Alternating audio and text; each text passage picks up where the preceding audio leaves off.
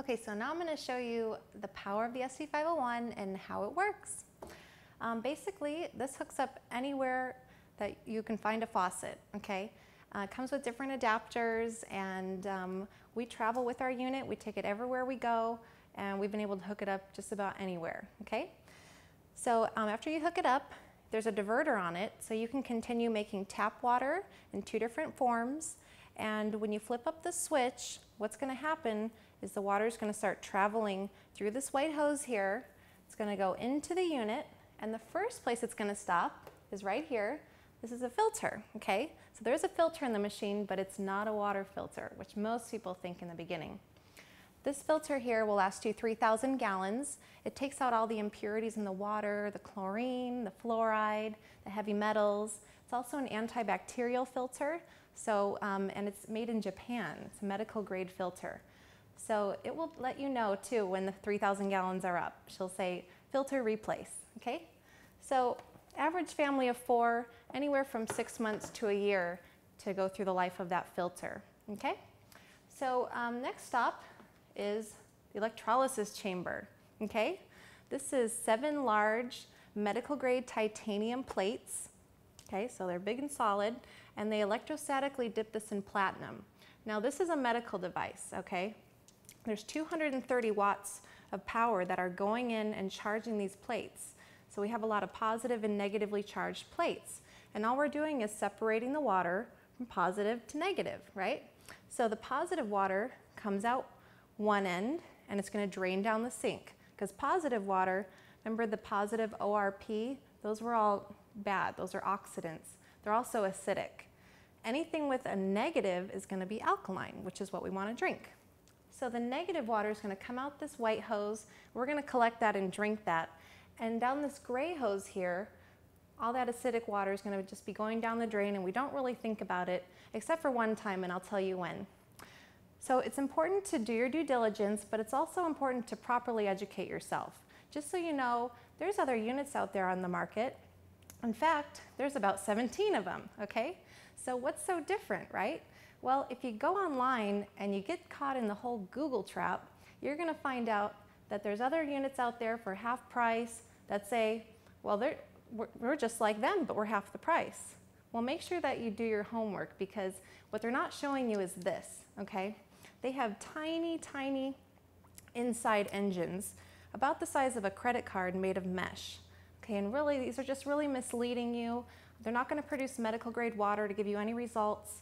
So we want you to do your due diligence, but make sure that you work with the person who introduced this to you so you can properly get educated, okay? Next, I'm going to show you how to make the water. All you have to do is press these buttons here. When you press the purple buttons, you're going to be making the drinking water, okay? And I can make about 2 gallons a minute. So I just turn on the faucet here, and it goes through the filter, through the electrolysis plates, and out the white hose. So you can make anywhere from 8.5 pH to 9.5 pH drinking water. Now the company recommends you start off at 8.5 pH. As you know, like I said, most people are acidic. So we want to make that journey into becoming alkaline as comfortable as possible, because sometimes the detox process is a little too much for people.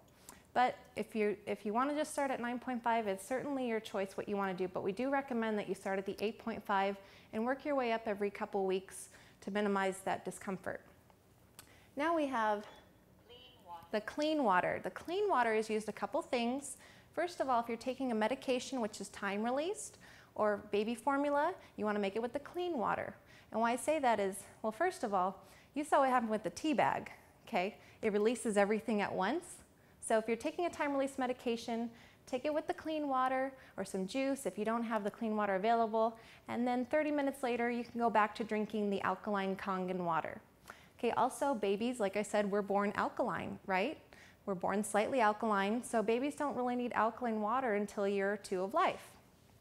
Next water, we have beauty water. Now this is 5.5 pH, it's for the skin. Your skin is a 5.5 pH.